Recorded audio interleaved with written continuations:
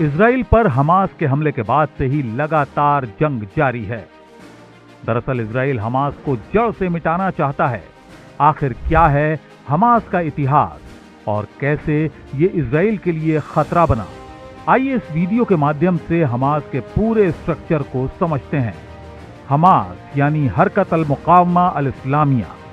सरल शब्दों में कहें तो ये एक तरह का इस्लामिक रेजिस्टेंस मूवमेंट है। हमास का गठन शेख अहमद यासीन नाम के एक फिलिस्तीनी मौलाना ने दिसंबर 1987 में किया था। हमास का गठन उस दौर में किया गया था जब फिलिस्तीन में इंतिफादा की शुरुआत हुई थी। इंतिफादा अरबी भाषा का एक शब्द है जिसका मतलब होता है बगावत या विद्रोह। फिलिस्तीन में शुरू हुए इंतिफादा आंदोलन के दो मकसद थे।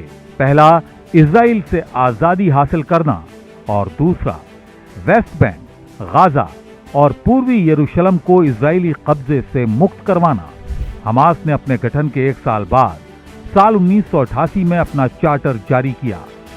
इस चार्टर के जरिए उसने अपना इरादा भी जाहिर कर दिया, जिसके तहत इजराइल के संपूर्ण विनाश और फिलिस्तीन के ऐतिहासिक भूभाग में इस्लामिक सोसाइटी की स्थापना करने की बात कही गई।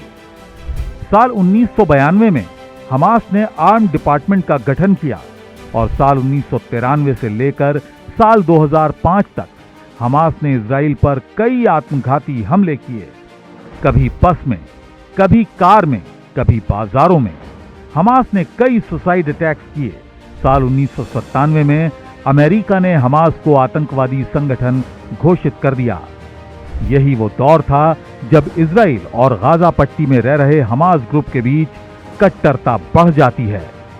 इजराइल ने हमास को जड़ से मिटाने की काफी कोशिश की। इसके बावजूद हमास का प्रभाव और उसकी ताकत में लगातार इजाफा होता चला गया। उसे ईरान जैसे इजराइल विरोधी देशों से फंडिंग भी मिलने लगी।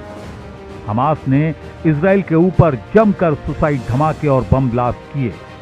धीरे धीरे हमास का कद भी बढ़ता चला गया।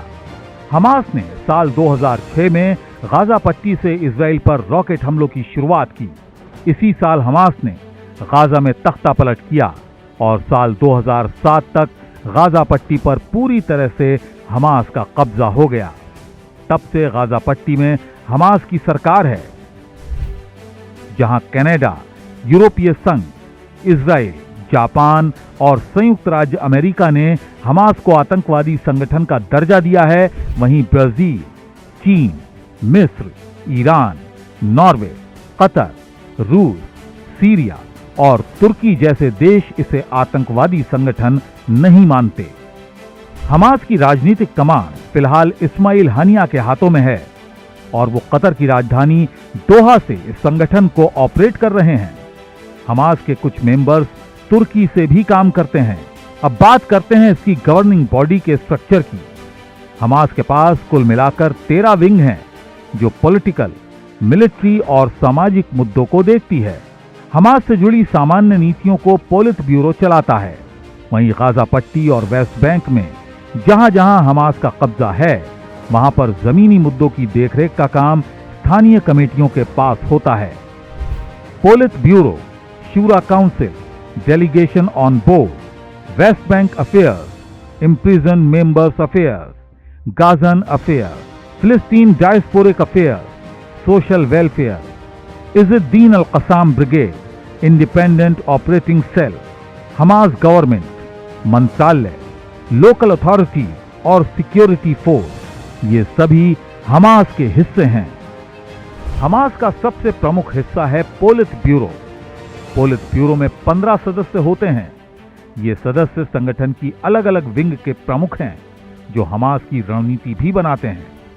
पोलित ब्यूरो से जुड़े 2 विंग हैं। पहला डेलीगेशन ऑन बोर्ड और दूसरा शूरा काउंसिल।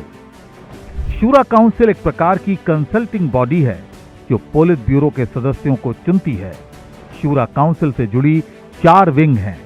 पहला वेस्ट बैंक अफेयर, दूसरा इम्प्रिजन्ड मेंबर्स अफेयर, तीसरा गाजन अफेयर और चौथा फिलिस्तीन डायस्पोरिक अफेयर। ये चारों ही हमास के बेहद अहम हिस्से माने जाते हैं। वहीं अगर हमास के फंडिंग की बात करें तो फिलिस्तीनी प्रवासियों और अरब देशों के प्राइवेट डोनर्स सहित कुछ इस्लामिक चैरिटी ने हमास को काफी पैसा दिया है। वहीं ईरान की ओर से भी हमास को भारी मात्रा में हथियार और पैसा मुहैया कराया गया।